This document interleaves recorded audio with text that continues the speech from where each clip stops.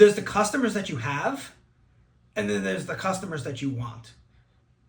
And your brand has to resonate with both of them, and or you have to figure out who's more important, because you can't be everything to everybody. But also your business, like from with a business lens on, there might be a bigger customer base that you don't have right now that you know you could get, but you would then isolate some of the others. So I in branding or rebranding, whichever way you want to think about these companies, they were, some of them were 2 years old and some of them were 7 years old, whatever. So they all were a little bit different, but it was one of the first things that I had the team look at and say, like, okay, who is the customer?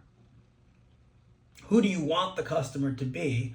And then that goes along with, why do you want them to be the customer? And a whole bunch of like rigor around defining a customer, et cetera, et cetera. And then you get to that place where you're like, okay, one of the most exciting parts of that process, though, is when you get to those moments where you're like, okay, the total addressable market of this customer that we don't have today is enormous.